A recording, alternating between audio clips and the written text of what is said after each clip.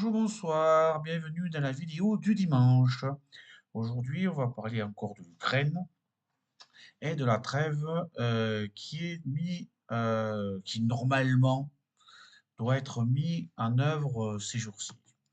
J'ai trouvé un article du site Ici qui parle de la guerre.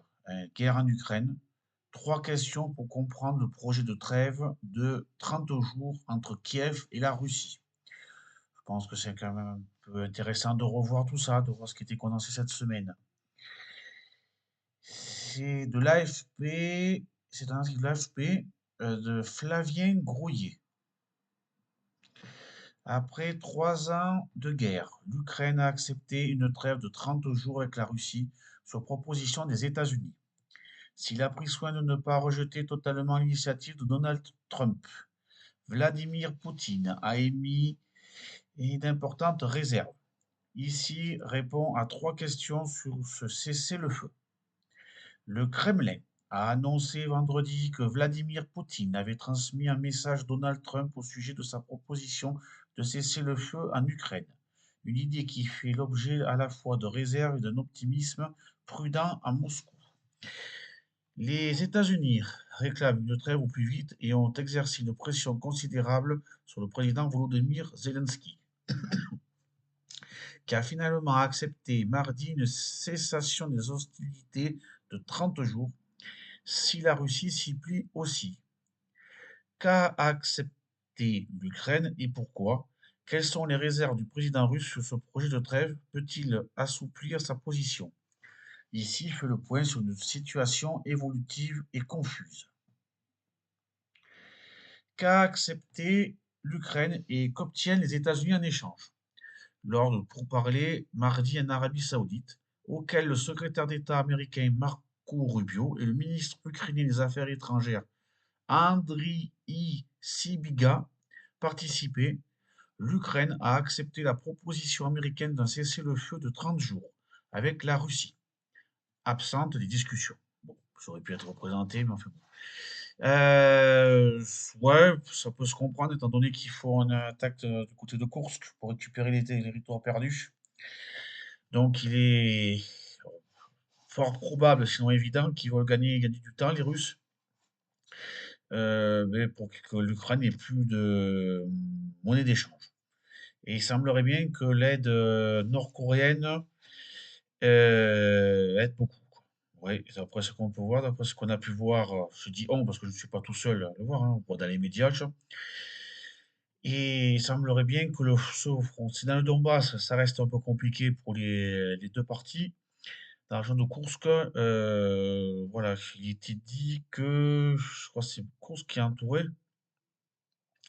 et Donald Trump, je crois que c'est hier, a parlé comme quoi il a demandé à Vladimir, de toute façon, par un média interposé, d'éviter tout bain de sang des soldats ukrainiens à Koursk.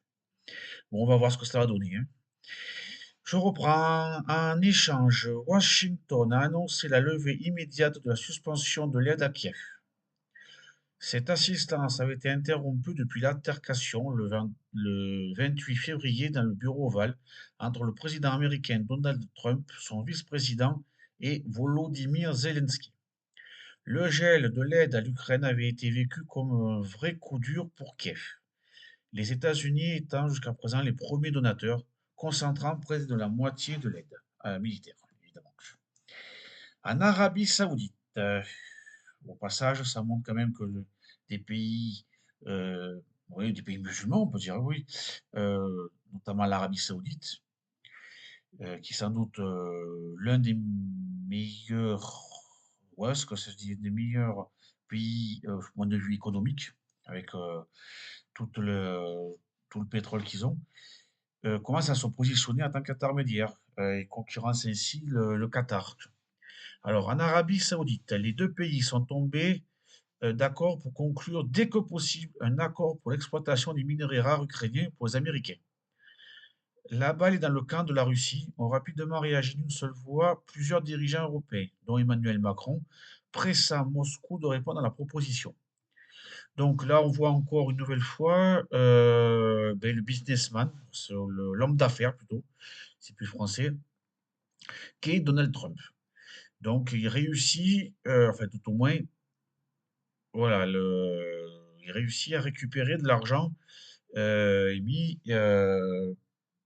en Ukraine. Oui, pour lui, c'est un investissement, l'aide militaire, et donc pour se rembourser, ben, on utilise des terres rares. Il semblerait que la plupart, alors, est-ce que c'est vrai ou pas, que la plupart des terres rares en Ukraine sont aux mains des Russes, c'est dans le Donbass. Bon, là, chacun raconte la sienne, c'est propagande contre propagande.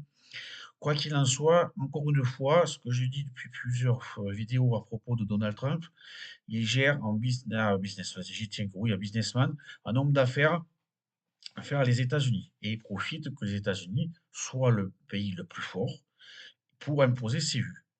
Et donc, qu'on le veuille ou non, même si, alors, pour le moment, en France, on est protégé, on n'est pas kikiné, quoi, mais c'est quand même la loi du plus fort, qu'on le veuille ou non, ça reste comme ça, quoi. Faut pas se leurrer. Et les États-Unis, et donc Donald Trump, profitent de leur position pour imposer leur vue. On le voit ici avec l'accord. L'Ukraine, bon, mais les pauvres, oui, les pauvres, ils sont en position de faiblesse, ils peuvent pas trop négocier. Et ils perdent une bonne part de leur, ouais, c'est eux les perdants, quoi.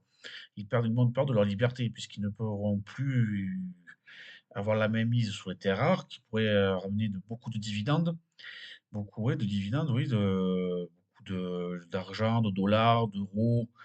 Et ils auraient pu repartir, reconstruire leur pays et faire un pays enfin, avec, bon, avec un énorme boulet que la corruption, mais auraient pu faire un pays plutôt, ouais, plutôt viable, quoi. Mais bon, avec cet accord, si ça s'applique, comme je dis, je me répète, ils vont perdre la main sur les terres rares. Et en plus, ils risquent de perdre des territoires, on risque d'entériner une position de fait, de perdre tout l'est du pays. Avec ceci qui n'est toujours pas réglé, le fait que tu as des populations qui se disent en Ukraine, tu as tout le sud de l'Ukraine jusqu'en Moldavie, une région qui s'appelle Transnistrie. D'ailleurs, on en avait parlé un petit peu en 2022 quand il y a eu l'attaque.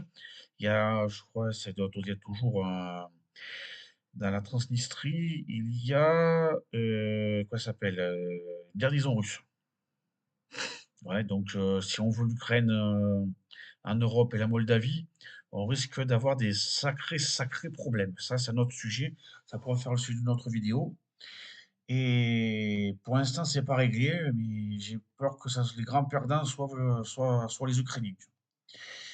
Alors, on va continuer. Une autre question que le site ici se pose, c'est quelle est la position de Vladimir Poutine et quelles sont ses réserves? Un émissaire de Donald Trump s'est rendu vendredi à Moscou pour présenter cette trêve à Vladimir Poutine. Le président russe s'était dit jeudi favorable à cesser le feu en Ukraine à condition que certaines questions importantes soient réglées. Le maître du Kremlin a notamment énuméré tout un tas de difficultés de mise en œuvre. Comment garantir qu'une telle situation, le conflit bien sûr, ne se reproduise pas? Comment le contrôle sera-t-il organisé? S'est-il interrogé tout en rejetant une nouvelle fois l'envoi en Ukraine de soldats européens en tant que force d'interposition, une idée avancée par le Royaume-Uni et des pays de l'Union européenne. Donc là aussi, il gagne du temps pour justement avancer ses troupes du côté de Kursk. Il a aussi dit craindre que l'Ukraine utilise cette pause pour recruter des soldats supplémentaires et recevoir de nouvelles armes occidentales. Nous sommes d'accord avec les propositions visant à mettre fin aux hostilités, mais nous partons du principe que cette trêve doit conduire à une paix durable et s'attaquer aux causes profondes de cette crise, a encore martelé M. Poutine. Il a tout de même pris soin de ne pas rejeter complètement l'initiative de Donald Trump.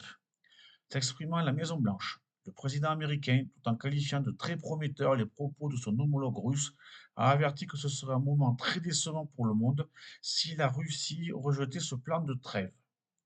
Volodymyr Zelensky a pour sa part mis en garde contre les paroles très prévisibles et très manipulatrices de Poutine.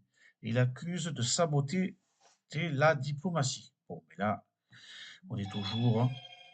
Le Kremlin a ensuite annoncé vendredi que Vladimir Poutine avait remis à l'émissaire américain Steve Witkoff un message adressé à Donald Trump au sujet de sa proposition de trêve en Ukraine.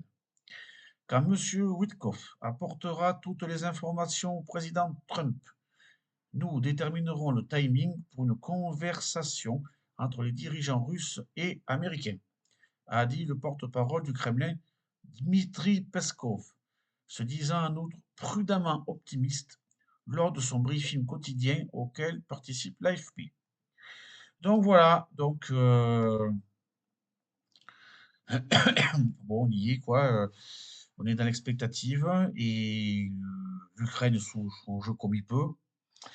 Et la Russie, ben, bon, ben, essaie de gagner du temps pour récupérer les territoires perdus. Donc voilà, n'oubliez pas de mettre un pouce. S'il y a des commentaires, n'hésitez pas à en faire. Et à la semaine prochaine. Au revoir. Ou non, peut-être pas. La semaine prochaine, je ne suis pas là. À la semaine d'après, dans 15 jours. Au revoir.